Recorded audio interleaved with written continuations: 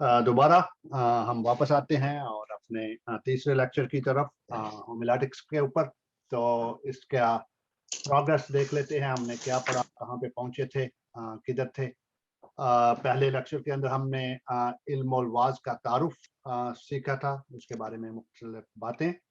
और गुज़श्ता जो था उसके अंदर वाज और वाइज का आपस में ताल्लुक, और इस ताल्लुक की जो है अहमियत और इसके अहमियत के बारे में सीखा था। और आज हम बेलतदरीज इस प्रोग्रेस कर रहे हैं, और आज हमारा तीसरा लेक्चर है। इसको जैसा कि मैंने बोला कि 2 हिस्सों में पढ़ेंगे। मेरा प्लान तो एक में था, लेकिन चूंकि ये लंबा है इसलिए मैंने समझा कि 2 हिस्सों में इसको पढ़ेंगे। वाज में मतन की फौकियत और ज़रूरत जो है और उसकी इकसाम के बारे में आज सीखेंगे, यानी वाज के अंदर मतन की क्या अहमियत और फौकियत है। इसके बाद बिलतरतीब जो है, जो हमारा प्लान है, मरहलावार हम सीखते जाएंगे। और आज हमारा तीसरा है मतन क्या है। इसके अंदर हम सीखेंगे कि मतन क्या है, और फिर मतन की इकसाम के बारे में सीखेंगे। मतन का इंतखाब क्यों ज़रूरी है, मतन के इंतखाब के फ़वाइद क्या हैं, मतन का इंतखाब कैसे किया जाए। और चौथा अगले फिर चौथे के अंदर, या बल्कि चौथा तो अभी दूसरा पार्ट हो जाएगा, लेकिन ये अगला जो है ये 5वां हो जाएगा फिर, जिसके अंदर हम structural components of structure Sarman सीखेंगे, वाज की साख्त और उसकी बीच का। सो आज शायद हम फ़वाइद तक रह सकें, और मतन का इंतखाब कैसे किया जाए इसको अगले में ले जाएंगे। और ये बातें, और ये बहुत बुनियादी बातें हैं मतन के लिहाज से। वाज के अंदर मतन को मरकजी हैसियत हासिल है, इसलिए मतन के बारे में आज के प्रायोरिटी ऑफ द टेक्स्ट, आज हमारा मेन फोकस यही होगा, प्रायोरिटी ऑफ द टेक्स्ट। क्योंकि वाज के अंदर मतन की हमें, जिस तरह हम कहते हैं कॉन्टेक्स्ट इज द किंग, जब हम कहते हैं तफसीर के अंदर को सबाक है उसको बोलते हैं वो किंग है। तो मैं उसके साथ ऐसा कहूंगा कि अगर context is the king in interpretation, text is the king of Kings. So text के बगैर आप कुछ भी नहीं कर सकते। जैसे कहा कि इसको 2 हिस्सों में सीखेंगे। पहला पार्ट आज हम सीखने जा रहे हैं। तो पहली बात हम ये सीखते हैं कि in the pulpit preachers are एक्सपोजिटर्स not authors. ये बात जहन नशीन हो जानी चाहिए, और हमारे जहन नशीन होनी चाहिए हमेशा, कि पुलपिट पर, मिंबर पर जो वाज़ीन हैं वो मुफस्सर हैं, मुसन्नफ नहीं। वो तफसीर करते हैं, वो मौजूद नहीं है, टेक्स्ट अपना खुद टेक्स्ट बनाकर वो पेश नहीं करते। वो सिर्फ जो उनको कुछ दिया जाता है उसकी तफसीर करते हैं। इसलिए पुलपिट के अंदर जब हम जाते हैं तो हमें ये बात याद रखनी चाहिए कि हम उस जो कलाम मुकद्दस का मतन है, टेक्स्ट है, उसके मुफस्सर हैं, उसके मौजूद नहीं है, या मुसन्नफ नहीं। हमने नहीं लिखा, हमें लिखा दिया किसने है? रूहुल कुद्दस ने दिया है, मुसन्निफीन ने लिखा है, हमारे सपुर्द तफसीर की गई है। यूं इस तरह से हम कहते हैं जैसा कि हम उसके वाज़ीन जो हैं वो मुफस्सर हैं, वो उसके आथर नहीं है, मौजूद नहीं। इसलिए जो मतन कहता है वाइज उसकी तौज़ीह करता है। यूं मतन वाज में मरकजी, अमूदी और कलीदी हैसियत रखता है। ये तीनों अल्फाज अहम।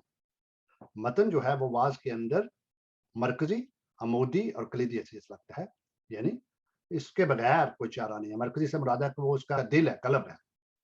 अमूदी तौर पर मतन जो है हमें ऊपर से दिया गया है, ये हमारा अपना नहीं है, इसलिए अमूदी मैंने लफ्ज़ लिखा है। कलीदी भी बुनियादी, असासी, जिसके बगैर कोई बुनियाद खड़ी हो ही नहीं सकती। ये बुनियाद हम देखेंगे जब हम स्ट्रक्चर देखेंगे सरमन की। तो इसलिए इसके अंदर ये तीनों चीजें शामिल है।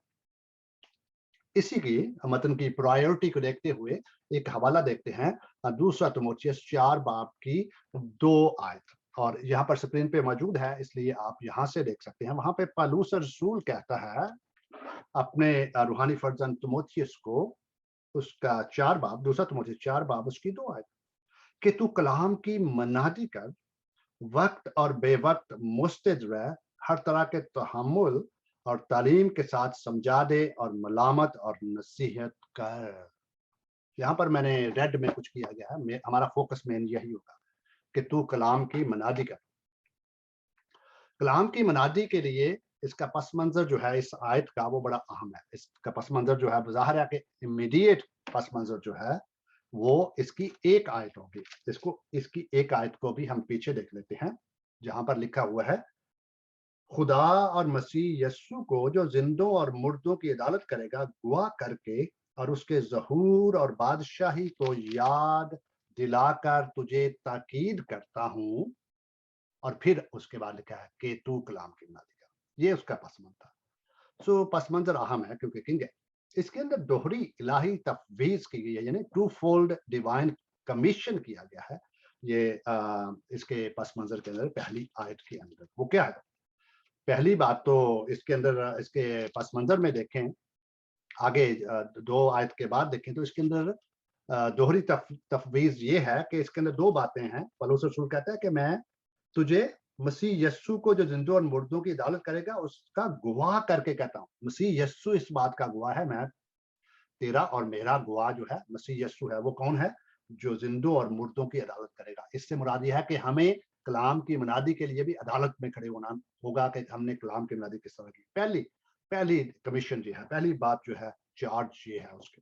دوسری بات کیا ہے کہ نہ صرف عدالت کرے گا اور اس کے ظہور اور بادشاہی کو یاد دلا کر. سو یہ دو باتیں وہ اس کے پس منظر میں کہتا ہے. جب وہ کہتا ہے کلام کی منادی کر, کہتا ہے کہ مسیح یسوع آئے گا, وہ ہر چیز کی منادی کرے گا, عدالت کرے گا, ہمارے کاموں کی, ہمارے منادی کی ہر ایک چیز کو دیکھے گا. اور شاید کہے کہ اچھے نوکر, اچھی بات ہے.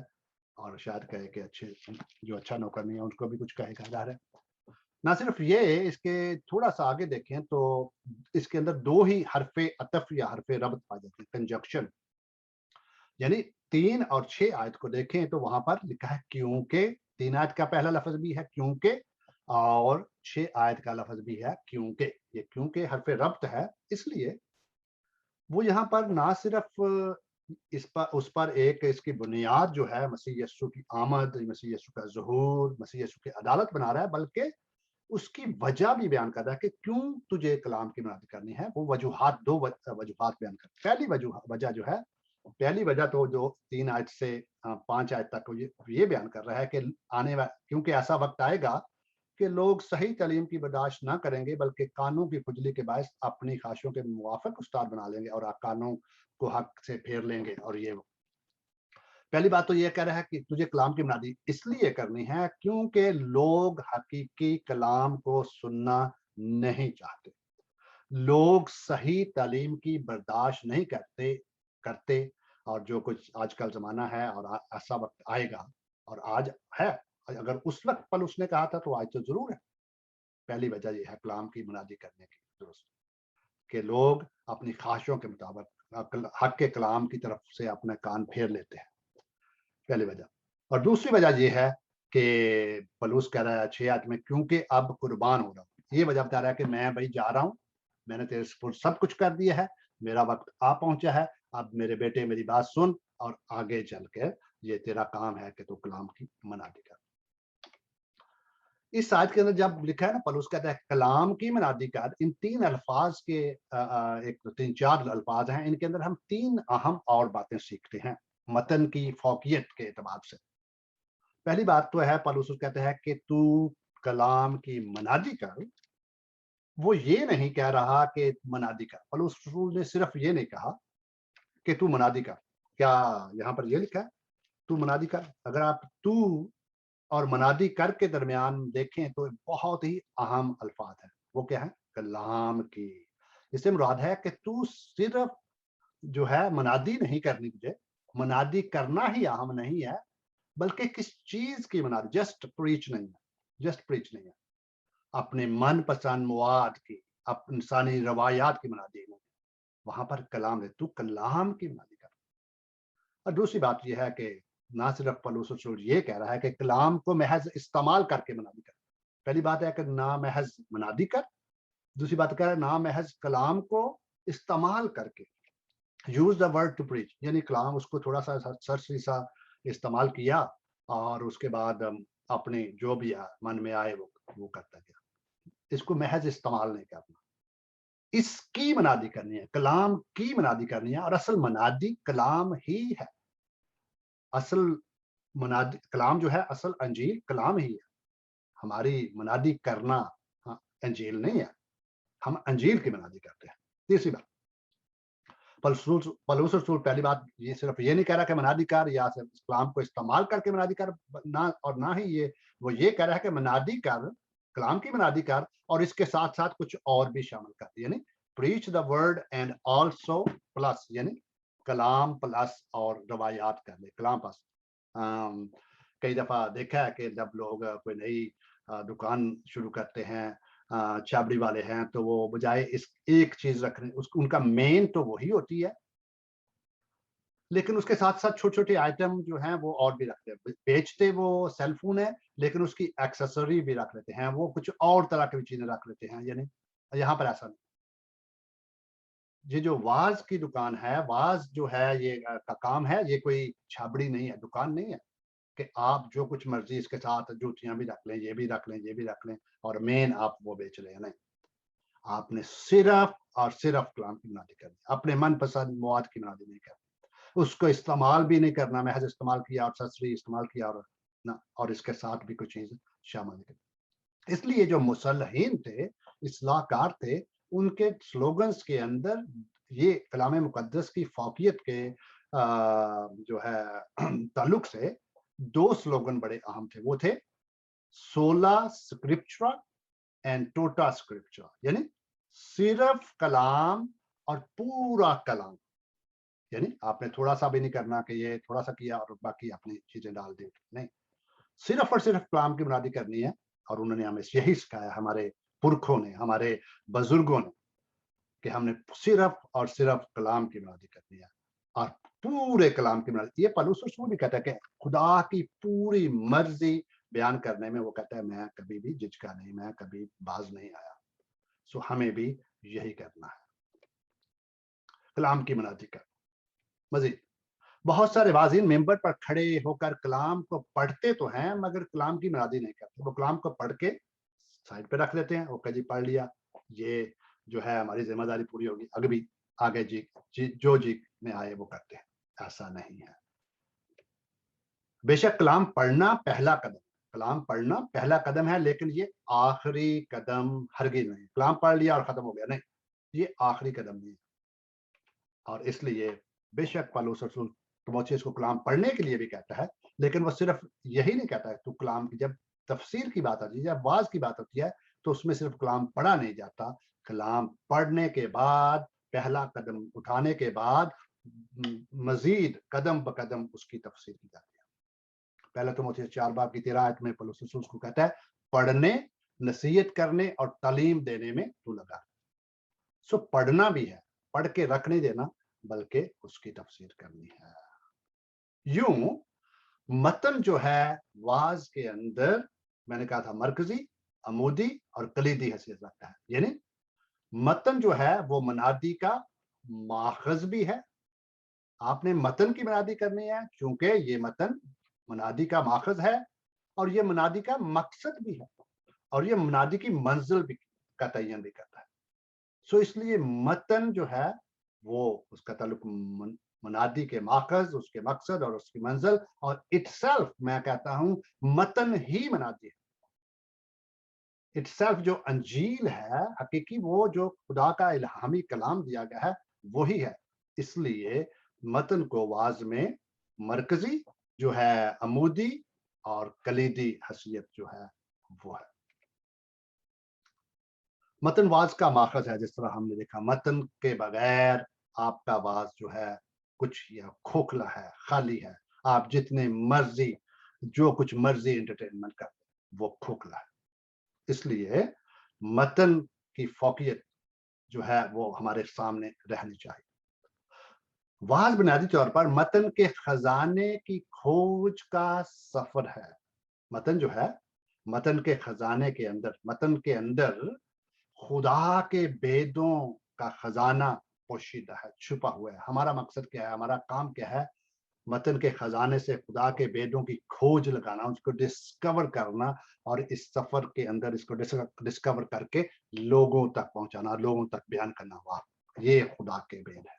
اور یہی جو مفسرین ہیں، واعظین ہیں، ان کا مقصد ہے کہ متن کے خزانے سے جس کے اندر خدا کے भेदों کا جو ہے خزانے چھپے ہوئے ہیں پوشیدہ ہیں وہ نکال کر لوگوں کے سامنے پیش کرنا.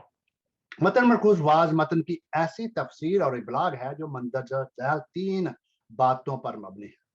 3 باتوں پر. وہ آپ کے متن جو ہے آپ کے واز کی سبسٹینس بھی ہے. متن جو ہے وہ آپ کے واز کی سٹرکچر میں بھی اس کی فوقیت ہے اور اس کی جو روح ہے اس کے اندر بھی بڑی اس کی اہمیت ہے. یعنی متن واز کا جوہر ہے. اس جوہر سبسٹینس جس طرح ڈی این اے ہوتا ہے کسی چیز کا کسی چیز کی جو جوہر ہے وہ ہے. اس کے بغیر گزارا نہیں. متن کی جب آپ سٹرکچر جو ہے آپ دیکھتے ہیں یہ نہیں ہے کہ متن کے اندر اپنی سٹرکچر خود موجود ہے. جب ہم اس کی آؤٹ لائن کریں گے آگے دیکھیں گے تو وہ متن کے اندر متن مرکوز ہونی چاہیے وہ باہر نہیں ہے. سٹرکچر بھی اس کے اندر سبسٹینس سٹرکچر اور اس کی روح جو ہے اسپرٹ یعنی متن واز کی روح ہے. متن واز کا جوہر ہے.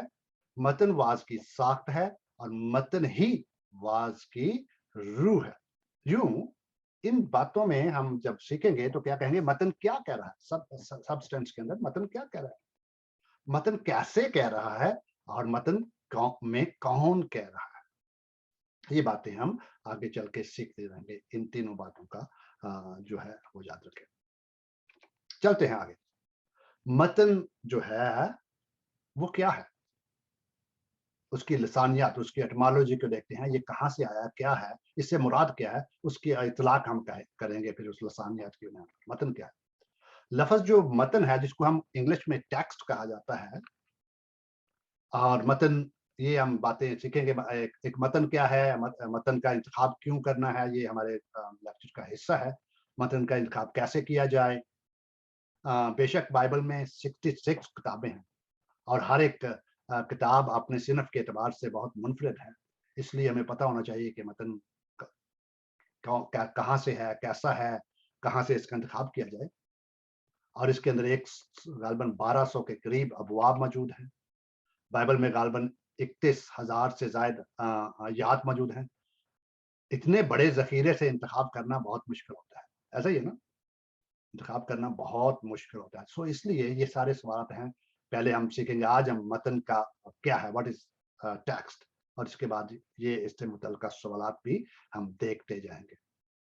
واز کے انتخاب میں متن کے لیے جو وازن کے لیے یہ مسلسل چیلنج رہتا ہے. آپ جو پریچ کرتے ہیں کون سا کیا اگلے ہفتے کیا سنایا جائے کیا کیا جائے اس کو بھی ہم آگے چل کے دیکھتے رہتے ہیں. چلتے ہیں. متن کیا ہے. ادراک آغاز نہ صرف سفر کا پیش خیمہ ہے بلکہ ادراک پتہ ہے نا آپ کو فہم آغاز کا فہم ہونا چاہیے پتہ ہونا چاہیے کہاں سے آغاز کرتے ہیں. آغاز ادراک نہ صرف سفر کا پیش خیمہ ہے بلکہ درست راہ پر چلنے کا پہلا قدم بھی ہے. اگر ہمیں جہاں پر ہم نے جانا ہے اس کے آغاز کا پتہ نہیں بس سٹاپ کہاں پر ہے کہاں سے بیٹھنا ہے کہاں سے اترنا ہے کس سفر پر جا رہے ہیں تو اگر ہمیں اس کے آغاز کا پتہ نہیں تو ہم کسی اور راہ پر چل جا سکتے ہیں. یہ نہ صرف پیش خیمہ ہے بلکہ درست راہ پر جانے کا سفر. جب ہائکنگ پہ جاتے ہیں تو وہاں پر آپ جاتے ہیں تو ہائکنگ ٹریل کے اندر آپ جائیں گے تو وہاں پر لکھا ہوتا ہے اسٹارٹ ہیئر وہ اور ایرو بنا ہوتا ہے. وہ کہتا ہے کہ یہاں سے اسٹارٹ کریں. اس کے بعد ٹریل کے بارے میں بتایا گیا تھا یہ ٹریل ہے اور یہاں سے سٹارٹ کریں اور پھر آگے آپ کو ٹریل کا پتہ چلے کیونکہ بہت ساری ٹریلز کٹھی ہوتی ہیں ادھر ادھر جا رہی ہوتی ہیں. اگر آپ کو صحیح طور پر پتہ نہیں کچھ ٹریل جو ہے 1 میل کی ہوتی ہیں 2 میل کی ہوتی ہیں 10 میل کی آپ نے ارادہ کیا ہے کہ آج 2 میل یا 5 میل کا ٹریل پہ جانا ہے تو آپ 10 میل والی ٹریل پہ چڑھ جائیں تو پھر ظاہر ہے آپ کا پلان جو ہے وہ اس کو مسئلہ ہوگا. سو اس لیے آپ جب ہم کلام سناتے ہیں بعض کے اندر بھی آغاز ادراک ہے اس کے اندر متن کا آغاز کہاں سے شروع کیا جائے وہ اسی طرح ہے جس طرح کہ آپ ٹریل کے اوپر ہائکنگ کے لیے جا رہے ہیں. سو یہ بہت اہم ہے کہاں سے شروع کیا جائے. واز کے سفر کا آغاز متن کی تلاش اور پہچان سے ہوتا ہے کہ جو ہے متن کیا ہے کون سا ہے کہاں سے ہے کیسا ہے. اس کا ادراک جب آپ کلام مقدس کو دیکھتے ہیں چونکہ ایک وائز جو ہے وہ کلام کا مفسر ہے نہ کہ موجد اس لیے اس سے واز کے لیے پاک نوشتوں سے ایک مخصوص متن کی ضرورت ہوتی ہے. جب بھی آپ کلام کرتے ہیں تو سب سے پہلا کام کیا کہتے ہیں ٹیکسٹ کا انتخاب کیا جائے کہاں سے شروع کیا جائے. اس لیے لہٰذا اس سفر سے پہلے یہ جاننے کی ضرورت ہے کہ متن کیا ہے، اس سے کیا مراد ہے۔ آج ہم دیکھیں گے متن کیا ہے اور اس سے کیا مراد ہے۔ جی، متن بنیادی طور پر what is text لاطینی زبان کے لفظ ٹیکسٹم سے ماخوذ ہے، ٹیکسٹم سے نکلا ہے۔ یہ جو انگلش کا لفظ ٹیکسٹ ہے یہ لاطینی زبان کے لفظ ٹیکسٹم سے مشتق ہے، اور یہ بہت ہی جو ہے عجیب اور بڑا ہی منفرد اور حیرت انگیز بات ہے کہ یہ ٹیکسٹم جو لفظ ہے اس سے مراد بننا ہوتا ہے، ویو کرنا، بننا جس طرح آپ سویٹر بنتے ہیں، کپڑا بنتے ہیں۔ اور جو ٹیکسٹائل کا لفظ ہے یہ بھی یہاں سے ہی نکلا ہے۔ ہمارے جو لوگ فیصل آباد سے ہیں، بہت بڑی انڈسٹری ہے فیصل آباد کے اندر ٹیکسٹائل کی، اور کراچی میں اور بڑے شہروں میں بھی ہوگی، لیکن ہمارا جو متن ہے ٹیکسٹ ہے جس کو ہم کہتے ہیں حوالہ، وہ کہاں سے نکلا ہے؟ ٹیکسٹم سے، اور ٹیکسٹم سے مراد بننا ہے۔ آج اس کا اطلاق دیکھیں گے اس سے کیا مراد ہے، کیوں میں اس پہ زور دے رہا ہوں، اس چیز پہ جو ہے ٹیکسٹم سے مراد کیا ہے، اس کا اطلاق ہم کس طرح سے کر سکتے ہیں تفسیر کے اندر۔ ٹیکسٹم سے مراد بننا ہے اور ٹیکسٹائل بھی اس کا ماخذ ہے۔ پہلی بات ہم یہ دیکھتے ہیں جو لفظ ٹیکسٹم کی بنیاد پر جو متن کے لیے لاطینی لفظ ٹیکسٹم سے مراد یہ ہے کہ کوئی بھی جزوی متن، ایک جو ہے انڈیویجول جو ہے متن، جو ہے جزوی متن، اپنے پس منظر اور مکمل بائبل کی ساخت یا بنت میں ایک دھاگے کی طرح مضبوطی سے بنا ہوا ہے۔ یہ بات یاد رکھنی ہے۔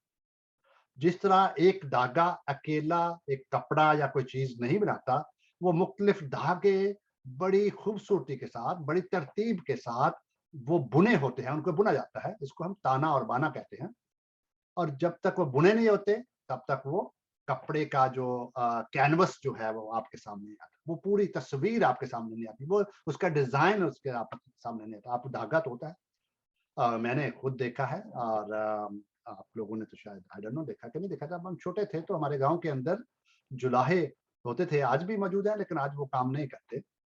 وہ کھڈی پر، جس کو انگلش میں لوم کہتے ہیں، اس پر وہ کھیس یا اور کپڑا بنتے تھے۔ تو لاطینی کا جو لفظ ہے اس سے مراد ہمیں اس کو پورے اس کی بنت کے اندر دیکھنا ہمیں پڑے گا، ایک الگ دھاگے کی طرح میں، پس منظر اور مکمل بائبل۔ اور اس بات کو اگر دوسرے طرح سے کہا جائے تو وہ یہ ہے کہ اسی لیے متن کو پس منظر اور پوری بائبل کے وسیع تناظر سے ایک الگ دھاگے کی طرح کھینچ کر استعمال نہیں کر سکتے، اور اکثر ہم کرتے ہیں۔ آپ نے یہ نہیں کرنا کہ آپ نے ٹیکسٹ جو ہے پورے کپڑے سے نکال لیا دھاگا اور اس کو علیحدہ کر کے استعمال کریں اور کھینچ کر، اکثر ہم کرتے ہیں ایسا۔ پہلی بات ہے کہ اس کو پورے تناظر کے اندر، بائبل کے اندر، کیونکہ وہ گندا، وہ اس کے اندر بنا ہوا ہے، وہ اس کے دھاگے کی طرح وہ مضبوطی سے بنا ہوا اور اس کے اندر مضبوطی سے جکڑا ہوا ہے۔ آپ نے یہ کوشش نہیں کرنی کہ اس کے ایک سرے سے ایک دھاگا نکالیں، ادروائز پھر وہ دھاگا ایک نکلنا شروع ہو جائے گا، پھر پورا جو ہے وہ نکلتے وہ سارا کپڑا خراب ہو جائے گا، وہ آپ کا پورا جو ہے بائبل کا کینوس، ٹیکسٹ کا کینوس جو ہے وہ خراب ہو جائے گا۔ تیسری بات، ٹیکسٹم سے ہم تیسری بات یہ سیکھتے ہیں کہ اس سے ملتی جلتی ہے، جب ہم ایک دھاگے کی طرح یا اس متن کو علیحدہ کاٹ کر علیحدہ کر لیتے ہیں تو ہم دو چیزیں کرتے ہیں۔ متن کو پس منظر کے بغیر استعمال کرنا سنگین غلطی اور خدا کے کلام کو مسخ کرنا اور اس کی تحقیر کرنے کے مترادف ہے۔ یہ دیکھ مسخ ہوئے الفاظ ہیں نا، سو اس لیے ٹیکسٹم سے مراد متن کا جو لسانیاتی طور پر ہم نے دیکھا ٹیکسٹم، اس سے مراد یہ ہے کہ ہم نے پورے پس منظر کے تناظر کے اندر دیکھنا ہے، کیونکہ اس میں جکڑا ہوا ہے، اس کو علیحدہ کھینچنا نہیں ہے۔ جب ہم کھینچتے ہیں تو ایک بہت بڑی سنگین جرم اور غلطی کرتے ہیں، اور ہم خدا کے کلام کو مسخ کرتے ہیں اور اس کی تحقیر کرنے کے مترادف ہے۔ ہم نے یہ نہیں کرنا۔ چوتھی بات، ٹیکسٹم سے یہ بھی مراد ہے کہ منتخب متن کی بنت جو ہے وہ آپ کے پورے واز میں اس طرح بنی ہونی چاہیے جیسے کپڑے میں دھاگا، یعنی تانا اور بانا۔ مراد یہ ہے کہ متن جو ہے وہ آپ کا پورا واز، جو اگر آپ نے واز جو ہے 30 منٹ کا دیا ہے، تو یہ نہیں ہے کہ پہلے 5 منٹ کے اندر تو آپ متن کا استعمال کریں، اس کے بعد 15 منٹ جو ہے وہ متن کا پتہ ہی نہیں ہو کہاں ہے کیا ہے، اس کے اندر تانے اور بانے کی طرح پورے جو اس کا کپڑا ہے جو ہے متن کا، اس کے اندر اس کو بنا ہونا چاہیے پورے کے اندر، شروع سے آغاز تک جو واز ہے وہ متن مرکوز ہونا چاہیے اس کو، اس بنت کی طرف۔ ایسا نہیں کہ آپ واز کے آغاز میں متن پڑھنے کے بعد یکسر بھول جائیں اور آپ کا پورا واز متن مرکوز نہ ہو، سو شروع میں پڑھ لیا یا آپ کہیں کہیں بیچ میں پڑھ لیا یا کوئی نہیں، آپ کا پورے واز کی بنیاد اور اس کی بنت جو ہے وہ متن مرکوز ہونی چاہیے۔ یعنی 3 باتیں، متن کلام سے آپ نے لینا ہے کیونکہ وہ اس کے اندر بنا ہوا ہے، کلام کے کینوس کے اندر، پورے کلام سے متن کا تعلق سامنے رکھنا ہے کہ اس کا لینا بھی وہاں سے ہے اور اس کو تعلق بھی سامنے رکھنا ہے، اور تیسری بات متن کو پورے واز میں جوہری کردار ادا کرنا چاہیے، یعنی کہ کسی ایک حصے پر حاوی نہیں ہونا چاہیے، پہلے حصے میں یا درمیانی حصے میں یا آخر میں نہیں، پورے واز کے اندر جتنا بھی آپ واز کریں اس کے اندر متن جو ہے واضح طور پر نظر آنا چاہیے، اس کی فوقیت سامنے ہونی چاہیے، ادروائز آپ کلام کے خادم جو ہے یا متن پیش کرنے والے نہیں ہیں۔ چند ایک سوالات جو ہیں یہ ہم سیکھتے رہیں گے، آپ کے سامنے رکھتا ہوں، آپ بھی سوچتے رہیں کتنا کلام ایک متن کو مرتب کرتا ہے، کتنا کلام مرتب کرتا ہے۔ دوسرا، کیا متن ایک لفظ یا فقرہ بھی ہو سکتا ہے؟ یہ سوالات آپ سوچتے رہیں، کچھ کا ہم جوابات ہم دیکھیں گے۔ کیا متن میں ایک پوری آیت کا ہونا ضروری ہے یا پھر متن کئی آیات پر محیط ہو سکتا ہے؟ ان سوالات کا سب سے بہتر ان سوالات کے آپ انفرادی طور پر بھی جواب ڈھونڈیں گے اور سیکھیں گے اور جائیں گے، لیکن ان کا بہتر جواب میں یہاں پر متن کی اقسام پر غور کرنے سے آپ کے سامنے رکھتا ہوں۔ ہم نے دیکھا کہ متن کیا ہے، اور جب ہم نے یہ سیکھا کہ ہمیں اس متن کیا ہے تو ہمیں یہ بھی معلوم ہوا کہ ہمیں اس کو کس طرح سے استعمال کرنا چاہیے اور کس طرح سے استعمال نہیں کرنا چاہیے۔ ابھی ہم چلتے ہیں متن کی اقسام کی طرف، ان سوالات کے جوابات دیکھنے کے لیے متن کی اقسام کو دیکھتے ہیں۔ متن کی بنیادی طور پر 3 اقسام ہیں، اور وہ 3 اقسام، پہلی قسم جو ہے وہ ہے کلاسک ٹیکسٹ، کلاسک متن، کلاسک ٹیکسٹ، کلاسک متن، اور دوسری ہے کنکلوسیو ٹیکسٹ، نتیجہ خیز متن، نتیجہ خیز متن، اور تیسری جو اس کی قسم ہے وہ ہے کنسیکٹیو ٹیکسٹ، کنسیکٹیو ٹیکسٹ جو ہے متن متواتر۔ سو ان تینوں کو سامنے رکھتے ہوئے ان سوالات کے جوابات کہیں نہ کہیں سے آپ کو مل جائیں گے۔ چلتے ہیں ان کو مختصراً ہم دیکھتے ہیں۔ یہ اٹ سیلف متن کی اقسام اٹ سیلف آپ نے آپ کے اندر ایک پورا لیکچر ہو سکتا ہے اس سے بھی بڑھ کر، لیکن ہم چونکہ اس کو مختصراً دیکھیں گے، چلتے ہیں ان کو تھوڑا تھوڑا ان کی چند ایک مثالیں دیکھتے ہیں۔ جو کلاسک متن جو ہے اس کو پہلے دیکھتے ہیں، اس کے بعد کنکلوسیو اور اس کے بعد کنسیکٹیو ٹیکسٹ کو ہم دیکھتے ہیں۔ کلاسک متن کیسے متن ہوتے ہیں؟ کلاسک متن ایسے متن، فقرے یا آیات ہیں جو مخلصی، موروثی گناہ اور نئی پیدائش اور تصدیق یعنی اور مسیح کی الوہیت وغیرہ کے بنیادی سچائیاں، بنیادی نظریات جو ہیں وہ ایک ہی ٹیکسٹ کے اندر، ایک ہی آیت کے اندر وہ سب کچھ سمویا ہوتا ہے، وہ کلاسک ٹیکسٹ ہوتے ہیں جو کہ ہمیں اکثر یاد بھی ہوتے ہیں۔ مثال کے طور پر یوحنا 3:16 آیت ہو گیا، یہ رومیو 6:23 آیت ہے، کیونکہ گناہ کی مزدوری موت ہے مگر خدا کی بخشش ہمارے خدا یسوع مسیح میں سے۔ اس کے اندر پورا وہ سمویا ہوا ہے اور یہ کلاسک ٹیکسٹ بن گیا اور ہمیں یاد ہوتے ہیں، اکثر ہم ان کو کوٹ کرتے ہیں، زبانی یاد ہو جاتے ہیں اور یہ ہمارے لیے کلاسک ٹیکسٹ بن جاتے ہیں اور اکثر ہمارے یہ سامنے رہتے ہیں۔ اور اس کے اندر آپ دیکھیں گے کہ پورا نجات کا پورا انتظام، نجات کا پورا پلان اس کے اندر بتا دیا گیا ہے۔ نجات کیوں چاہیے؟ گناہ کی مزدوری، موت کی وجہ سے نجات چاہیے، اور نجات کس طرح سے مل سکتی ہے؟ خدا کی، کہاں سے ملتی ہے؟ خدا کی بخشش ہے، اور یہ کس طرح سے ملتی ہے؟ مسیح یسوع کے ذریعے سے ملتی ہے، اور اس کا جو حاصل ہے وہ کیا ہے؟ وہ ہمیشہ کی زندگی ہے۔ اس لیے اس کو ہم کلاسک ٹیکسٹ کہتے ہیں۔ یہ ایک پیکڈ، یہ ٹیکسٹ جو ہے ایک بہت بڑا پورا نجات کے بارے میں پوری تعلیم جو ہے، اگر آپ ایک ایک لفظ جو ہے اس کو دیکھیں تو اس کے اوپر آپ کلام سنا سکتے ہیں۔ اس کے پورا جو ہے جو ہے نجات کا منصوبہ جو ہے پلان جو ہے نجات کے جو اس کے اندر ماخذ ہے اس کے اندر موجود ہے. تو ایسے ٹیکسٹ آپ کو ملیں گے جس کی ایک مثال میں نے رومی 6 باب دے دیا ہے, اس طرح سے اور بھی وہ جو یوحنا والا حوالہ بھی ہے, اس طرح اور بھی ہے, یہ ایک مثال کے طور پر. کلاسک ٹیکسٹ کی ایک اور کلاسک ٹیکسٹ ایسے ٹیکسٹ پر ہیں پرواز میں گناہ کیا ہے, موت کیا ہے اور ان کا آپس میں تعلق کیا ہے, اس میں آپ نے دیکھا, اور مزدوری اور بخشش, موت اور زندگی کا تعلق ہے. دیکھیں آپ اس کے اندر موازنہ کیا گیا, اس آیت کو اگر آپ پورے طور پر دیکھیں تو اس کے اندر پورا موازنہ ان چیزوں کا مل جاتا ہے آپ کو. گناہ کیا ہے, موت کیا ہے اور ان کا آپس میں تعلق کیا ہے, مزدوری اور بخشش کا کیا تعلق ہے, موت اور زندگی کا تعلق کیا ہے اور ان کا موازنہ پایا جاتا ہے. مزید ابدی زندگی کا ماخذ کون ہے, ابدی زندگی سے مسیح کا تعلق کیا ہے, اور پولس رسول اس آیت کا تعلق گزشتہ آیات سے کس طرح بیان کرتے ہیں. اس لیے ایسے ٹیکسٹ آپ کو ملیں گے, وہ کلاسک ٹیکسٹ ہم ان کو کہیں گے. چلتے ہیں نتیجہ خیز متن, کنکلوسیو ٹیکسٹ. نتیجہ خیز متن شاید ایک سادہ فکرے یا عبارت پر مشتمل ہو سکتے ہیں جو ایک پوری تمثیل کا اخلاقی خلاصہ یا سبق یا خلاصہ پیش کرتے ہیں. یعنی پیچھے ایک پوری بات کہی گئی ہے اور اس ایک آیت کے اندر اس پوری جو تمثیل ہے اس کا خلاصہ پیش کر دیا گیا ہے.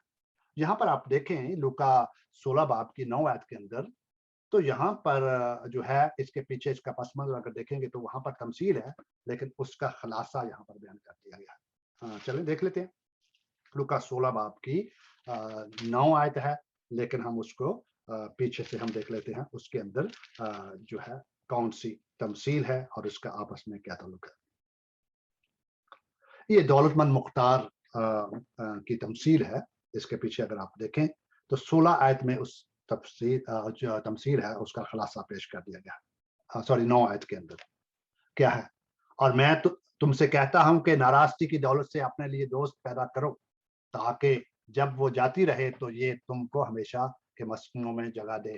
یہ بڑی کنفیوژن پیدا کرنے والی آیت ہو سکتی ہے کہ ناراستی کی دولت سے اپنے لیے دوست پیدا کرو. بنیادی طور پر جب آپ اس کو, یہ آپ کی ایک طرح کی اسائنمنٹ بھی کے طور پر بھی آپ کر سکتے ہیں کہ اس آیت کا یہ کیوں ایسا کنکلوژن پیدا کرتی ہے. چلیں میں جب آئندہ کلاس شروع کریں گے تو اس آیت کو دیکھ کے آنا ذرا گھر سے.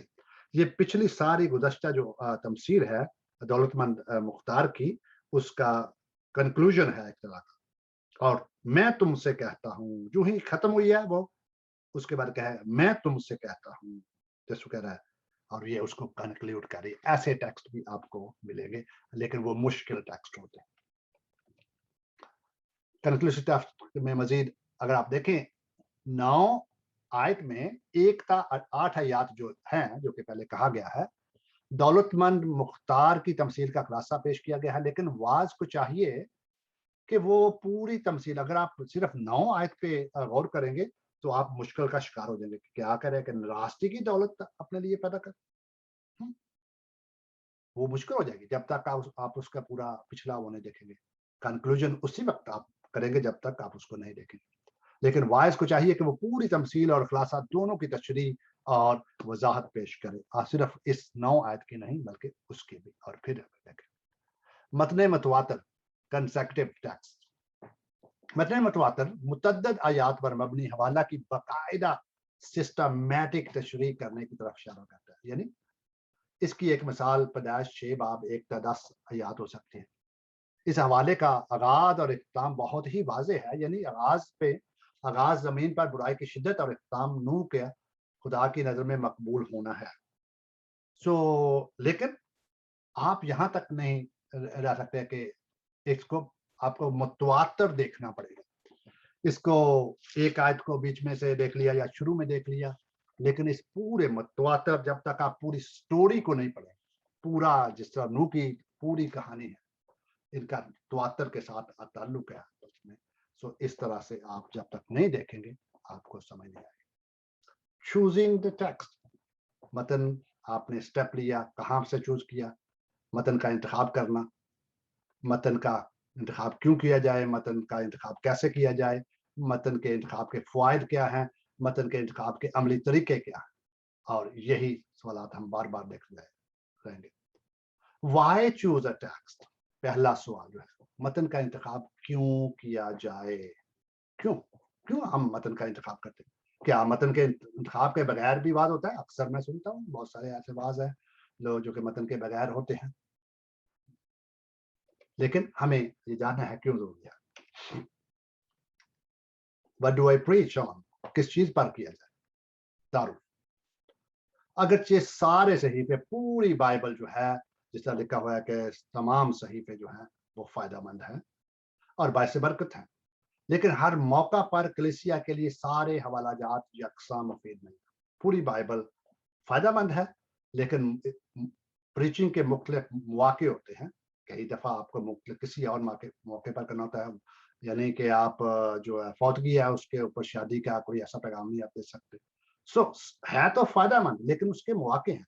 इसलिए बाइबल मुकद्दस जो सच्चाइयाँ और हकायक बायस कलीसिया के सामने पेश करता है, इनसे उसकी बसीरत और फिक्रमंदी मुनक्कस होती है कि आप हफ्ता ब हफ्ता क्या पेश करते हैं, आप क्या सोच रहे हैं, क्यों सोच रहे हैं, आप क्यों ये पेश कर रहे हैं? आपके सामने ये सवाल होना चाहिए। Why did you choose that text? आपने ये क्यों पेश किया? आपकी मंशा इसके पीछे क्या थी? आपकी दुआ और आपकी होप क्या थी? उम्मीद क्या थी? आप इससे क्या हासिल करना चाहते थे? वाइज़ व मुफस्सर की हैसियत पुल तमीर करने वाले की तरह सोच रहा है, क्योंकि वो खुदा के कलाम और इंसानों के दरमियान हाइल जो खलीज है उसको पुर करने की कोशिश कर रहा होता है। इसलिए उसको बड़ी फिक्रमंदी से किस चीज की जरूरत है।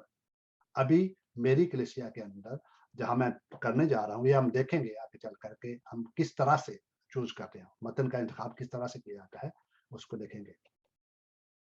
इस मकसद के लिए जरूरी है कि वो अपनी कलीसिया की जरूरियात और बाइबल मुकद्दस से यकसा तौर पर वाकिफ। अगर आपको ज़रूरियात का पता है और वो ज़रूरियात कहाँ से पूरी होती हैं उसका पता नहीं है, तो फिर मसला हो।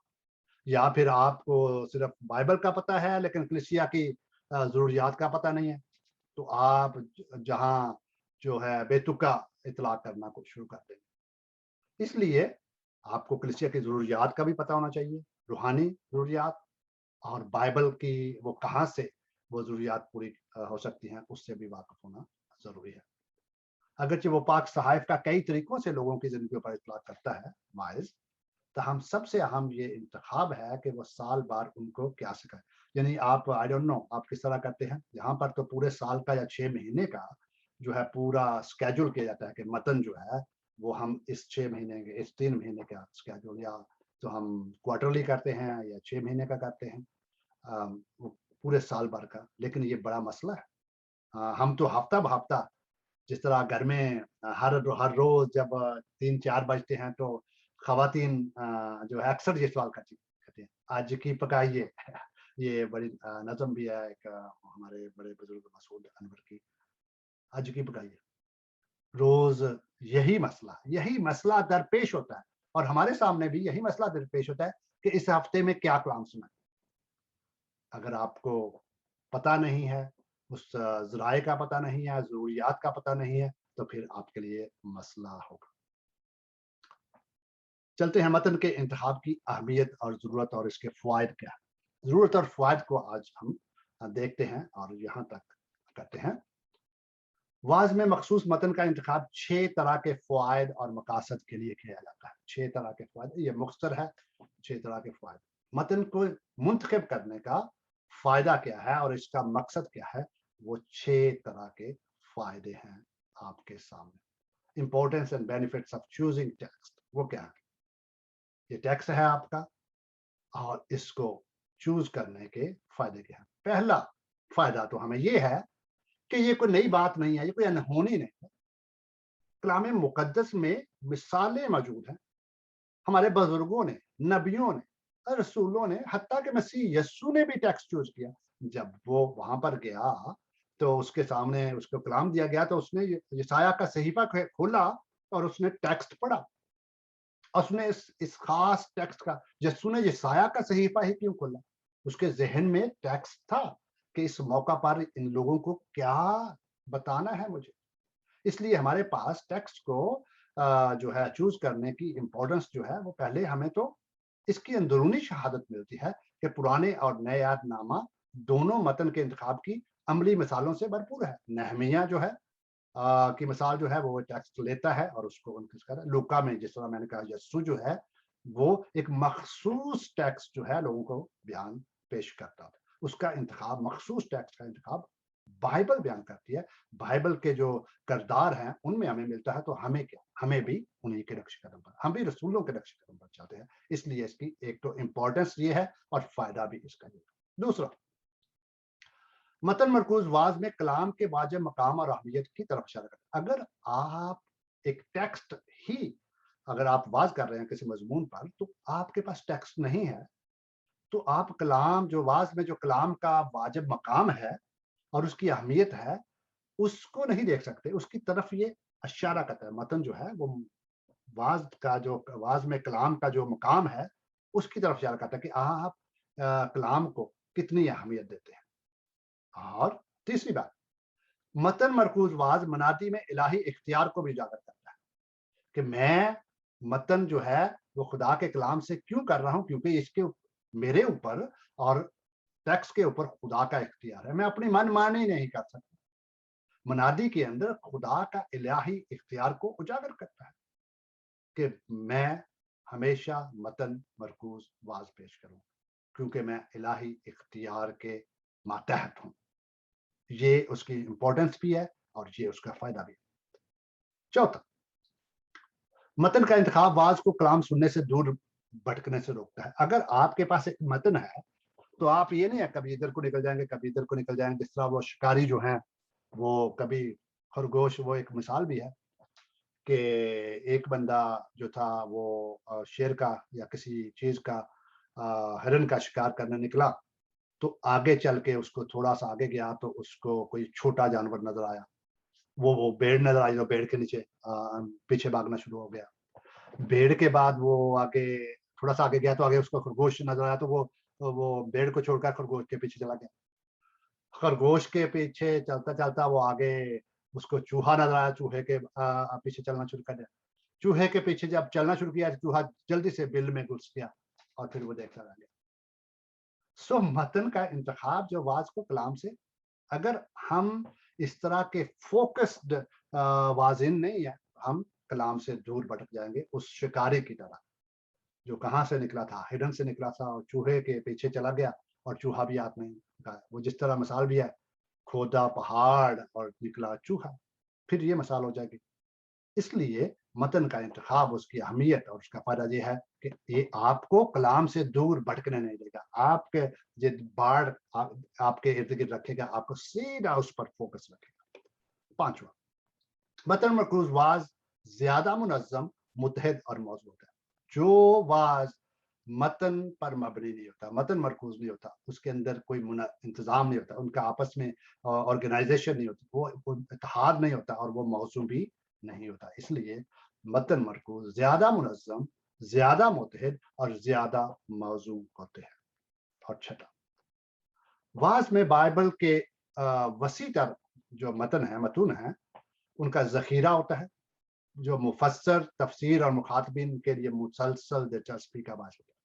اگر آپ ٹیکسٹ کو چھوڑ دیں گے, اپنی ادھر ادھر کی باتیں ہو جائیں گے, شاید جو ایسے سننے والے ہیں وہ شاید ہوں, لیکن جو حقیقی کلام سننے والے ہیں وہ جب آپ متن کے پیش کرتے جائیں گے مسلسل, کیونکہ اس کے اندر ذخیرہ ہوتا ہے کلام کا, تو پیش کرتے جائیں گے, کھولتے جائیں گے, تیر در تیر کھولیں گے, تو جو آپ کے مخاطبین ہیں, تفسیر کرنے والا بھی ہے اور جو سننے والے بھی ہیں, جو سامعین ہیں, مخاطبین ہیں, جو ناظرین ہیں, وہ مسلسل ان کے لیے دلچسپی کا باعث ہوگا. اس لیے گزارش ہے کہ آپ جو ہے واز کے اندر متن کی فوقیت اور اس کی اہمیت اور ان کے فوائد کو سامنے رکھیں. متن کا انتخاب کیسے کیا جاتا ہے, اس کو ہم اگلی دفعہ ڈیفینیٹلی دیکھیں گے. اس کو اگلی دفعہ ڈیفینیٹلی دیکھیں گے دوسرے جو ہے لیکچر کے اندر.